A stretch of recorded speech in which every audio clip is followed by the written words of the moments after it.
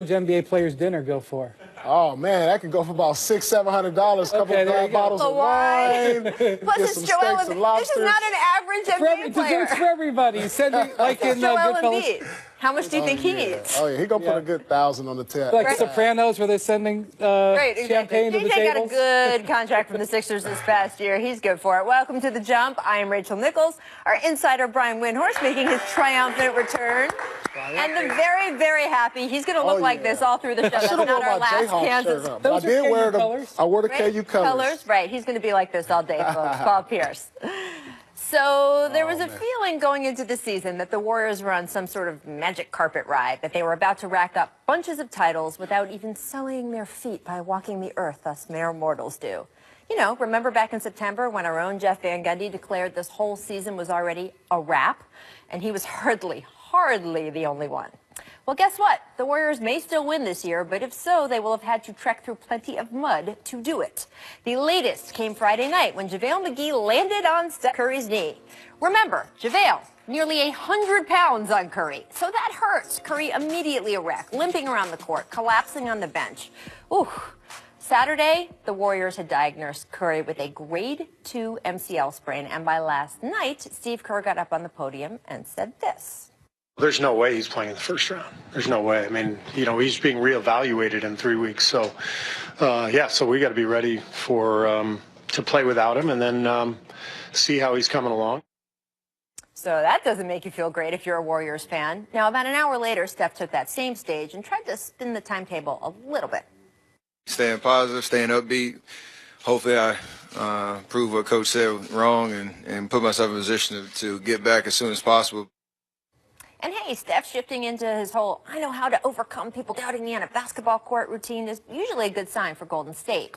But the human body is, well, human. There are some things you cannot change just by being plucky. Kevin Durant had the same injury last season. He missed about 6 weeks. If Steph took the same amount of time, he'd come back mid to late second round. Will they be in the middle of a fist fight with Damian Lillard and the Blazers at that point? I mean, just to get there, will the Warriors have had to play the Jazz, who've already beaten them twice this season? Or maybe they will have had to play the Thunder, which would put a tremendous amount of pressure on KD. And let's be real, Golden State would still be the favorite in any of those matchups. Even without Steph, they've got a former MVP, 2 other All-Stars, and a coach who's won 7 titles. But you cannot ignore how Steph changes the geometry of what the Warriors do more than anyone else on that team. Take a look at this. For every 100 possessions Curry is on the floor, the Warriors outscore their opponents by 14 points. So that's like a step on your throat kind of number, right? But the website Cleaning the Glass calculated what happens when he's not on the floor, but still when the Warriors have at least one of their other All-Stars. So we're not just talking about scrub time here.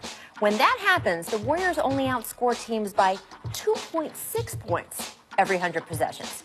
Think about that. Winning by 14 versus winning by just 2. That is a much more vulnerable team. And even when Curry does come back, it's hard to know what percentage he'll be back at.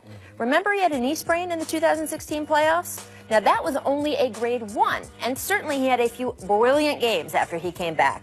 But he was never as consistently exceptional as he had been before. And by the way, all of this is before we talk about Curry's ankles, which have also been more vulnerable this season and caused him to miss 19 games. Hey, maybe in June we will look back on all of this as a blip. Maybe not. This much is clear. If the Warriors get to a parade this year, it won't be thanks to a magic carpet, but a set of crutches. Paul, what do you think Steph's absence means for this Warriors team? Well, it's going to be a bumpier ride than it was a year ago. If you can remember, they swept through the playoffs all the way through. So this time, you know, they're not going to have Steph maybe for the first round. So things aren't going to be as easy, especially if you're talking about, you know, in the second round playing Portland or Oklahoma City. I have no worries about them in the first round. I think KD, Clay, Draymond, they're good enough to get past the first round. But the second round, when you see when the defense gets better and the players get better, you have to see guys like Damian Lillard, Russell Westbrook, or even Anthony Davis. I don't see it being an easy ride for them. And without Steph, they could possibly lose in the second round. Wow. They're fine. I mean, they theoretically could win the championship even if Curry didn't come back. It would be harder. So. I don't think so. They won't win the championship without Curry. They still have three of the top 20, depending on where you put Draymond, 20, 24 players in the league, I feel. That's championship level stuff. So now typically a grade 2 sprain is 4 to 6 weeks. That's what we know. Durant last year had a bone involvement. That's why he needed to miss 6. Steph, I don't think, has that. So let's just say it's going to be at least a month. I actually think this is going to be good for them because, number one, it's going to cause them to focus. Focus has been one of their biggest issues this year. Secondly, I do believe that this will maybe engage some more players and get them to play even more to their strengths, especially Durant. Durant, earlier this season when Curry was out and he wasn't dealing with a rib injury, was awesome, MVP level stuff. So I'm not worried about the Warriors at all. Yes, compared to last year, Paul, when they went undefeated in the West playoffs, 12-0 and weren't touched. No, I don't expect it to be that way this year for sure. But if Steph is back to being Steph by the conference finals, I'm not even worried about the second round. By the conference finals, they'll be fine. Yeah, but you have a Rockets team where there's nowhere Steph can really hide defensively against that Rockets team, and especially if he's not quite as mobile on the perimeter as he's been. Paul, I want you to explain to us sort of, when we look at those numbers, kind of 14 versus 2, sort of how they are with him on the court versus off the court when they have at least one other All-Star. What is it? You've been on the court playing against Steph and the Warriors. Right. How does he change how you have to defend that team and sort of how that works? Well, it's hard to double team them. You know, they put you in situations when Steph's out there, you have to switch pick and rolls, you can't trap it. You have to come up with different defensive schemes. Now with Steph out, you can help off so many different guys. If you have Sean Leviston at the point, and you're saying you're taking away a guy who can't shoot the 3 on this level of Steph. So now you're like, okay, we can help off him, we can help off Draymond, and we can put more pressure on Clay and KD as far as defensively, preparing our scouting report. And it's going to be hard on them if they don't have a guy like Steph at the top who's constantly raining threes. That means the defense can collapse in on the paint a little bit more and make it tougher for them to score. Yeah. Everything he said made beautiful, perfect sense. Experience from playing. Your stats about the 100 possessions are wonderful. If anybody wants to sell their Warrior stock, I am prepared to buy. Thank you very much.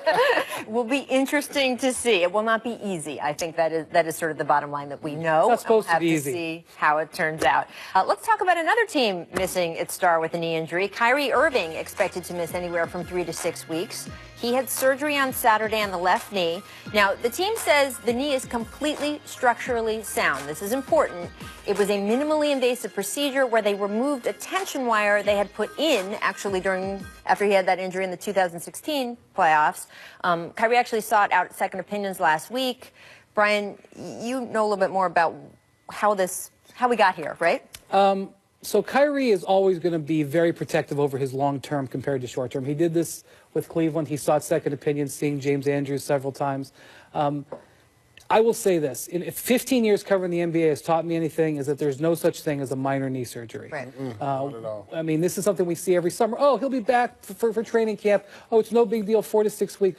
That's just not true. That's not the way it's going to be. Secondly, frankly, after what happened with Isaiah Thomas last year, where the Celtics said everything was A-OK, and he ended up playing through this injury that has had, in my opinion, and a lot of other people's, a dramatically negative effect on his career. I don't blame Kyrie for going out and getting second opinions and being cautious. And the Celtics, and look, I know these are your guys. I know they took great care of you when they were there, but the Celtics changed out a big portion of their training and medical staff last year. Now, they had very good explanations for why they did it. For me, I saw a misdiagnosis of Isaiah Thomas, and now Kyrie Irving, who is keenly aware of what happened there, has to manage his own knee. And whether that's 10% of his decision or 26% or whatever, that's a factor how this happens going forward. Weigh it, Paul? I'm super concerned for the Celtics because everything the Celtics do goes through Kyrie. I mean, they already were a team who struggled offensively all year long. And you're talking about a guy who puts up 25 points a game, pretty much dictates everything they do on offense. Now, like you said, every knee surgery does something to you. I had my knee drained. It was nothing but fluid, but my knee was weak for a good month. And he had a more complicated procedure than I did. And so if he's not back to 100%, that could be trouble for the Celtics. They've had a lot of bad luck, Rachel. Hayward. Yeah, I mean, Marcus Smart. With so many injuries. It's tough. I mean, it's been great for guys like Terry Rozier to step forward. I was going to say, I mean, Rozier scored 33 points, hit the 8. I mean, 8 threes the other night.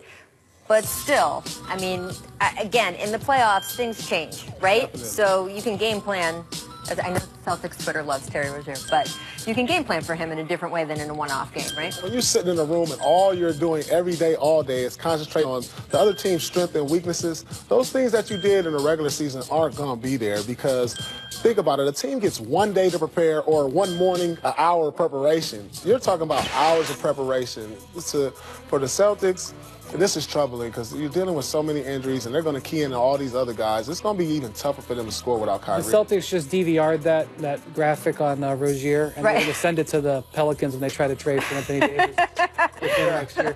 Oh, Danny Ainge has like a permanent camp outside of Pelicans headquarters. I do want to point out, by the way, middle of conference semis. Right now, and we never know how the playoffs are going to be. Paul, you said you're concerned about them even the first round, but right now, if the playoffs go chalk in the East, that second round matchup would be against Cleveland Cavaliers. Thank you. But, you think Kyrie's going to want to get back for that? I think he will.